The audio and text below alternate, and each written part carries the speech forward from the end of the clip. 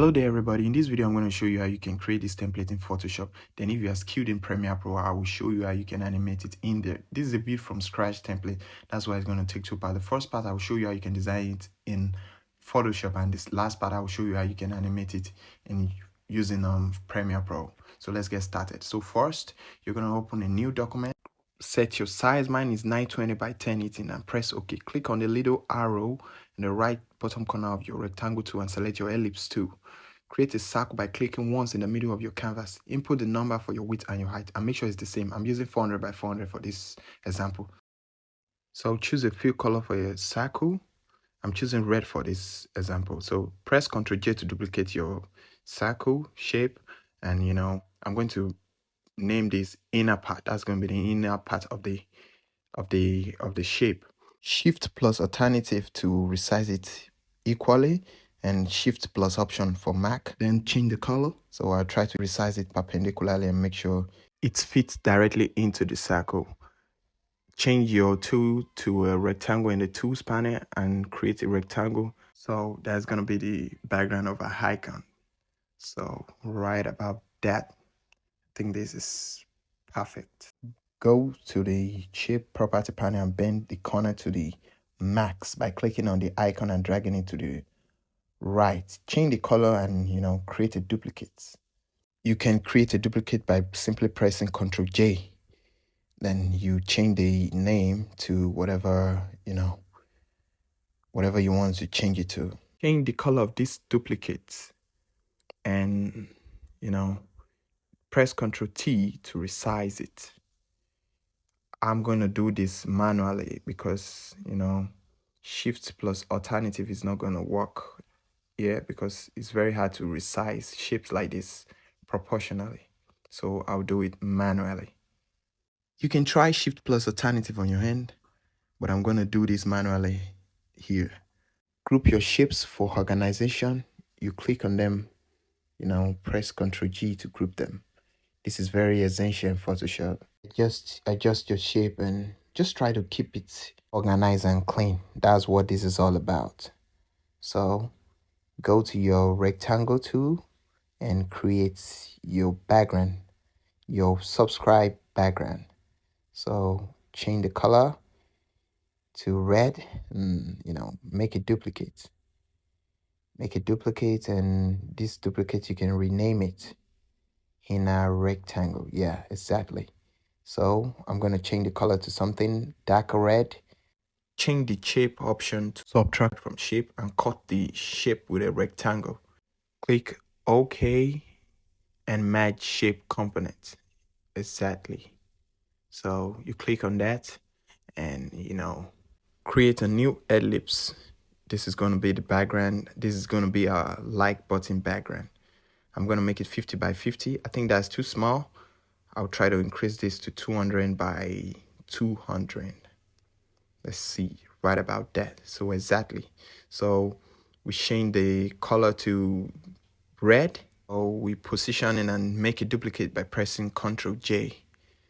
We are going to cut our duplicate with the rectangle. So we select subtract from shape and cut it off. And we change the color of the shape to a darker red. Group it and rename it. Remember, we need to stay organized. So we make a duplicate of it. This is going to be the background of our bell icon. So we try to stay organized as possible. Select your type tool. Change the font to Arial. Make it bold and type your subscribe.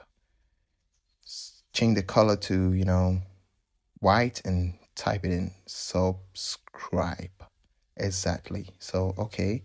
So we try to position it and make it, make it as center as possible. And, that's that. So next, we select our pen tool and draw our like button. Choose subtract from shape and cut it with your rectangle tool. So we try to cut it off. Exactly. The shape property panel is going to pop up right after that. Close that and, match your shape right about there. So position your like button and press OK. Next, we are going to, create a bell button. The pen tool allows you to draw smooth edge paths with anchor points and handles. Select the pen tool. You can use P, and you can go to the, toolbar to select it. So to use the pen tool, click where you want the line to begin, place your first anchor point, then click where you want the line to end and place your second anchor point. And to make a coffee line, click and drag it to the opposite direction of whatever angle you want to make. So if you want it to go to the right, you click and drag it to the left.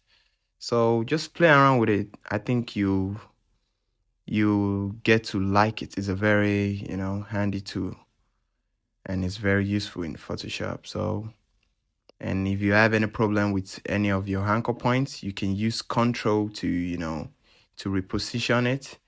And you can use alternative or option on Mac to control your anchor points.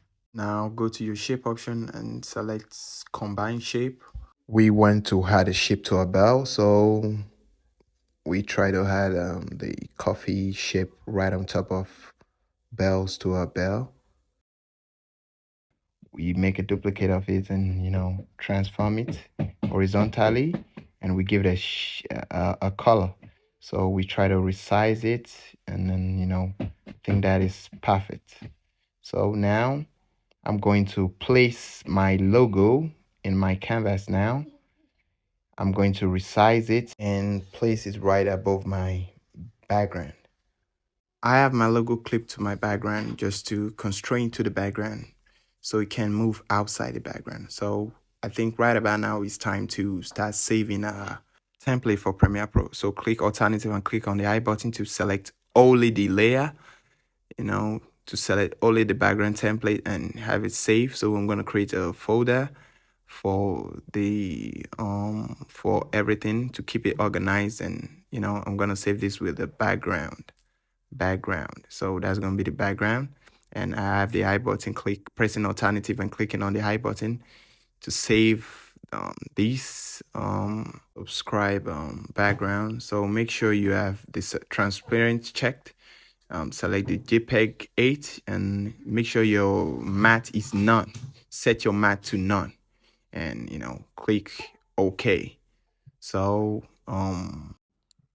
type in the name or whatever name you want to give to your icon and press save. I'm gonna repeat this process for all the remaining icons. For those that are gonna be joining us for the Premiere Pro tutorial, I think we are gonna need a wipe. Something of this size should be perfect. So we change the color and just a rectangle with coffee edges, and please try to stay organized. I just move my wipe to the top to stay organized. So we're gonna be needing this wipe and a arrow for a template overlay in Premiere Pro. And for those that are gonna be joining us for the second part of this tutorial, I'm gonna be showing you how you can do this in Premiere Pro. So it's very easy. So, and I think the tutorial is going to be beginner friendly. Please make sure you like and subscribe to this channel to encourage this great work. Just like and subscribe. It's going to mean a lot.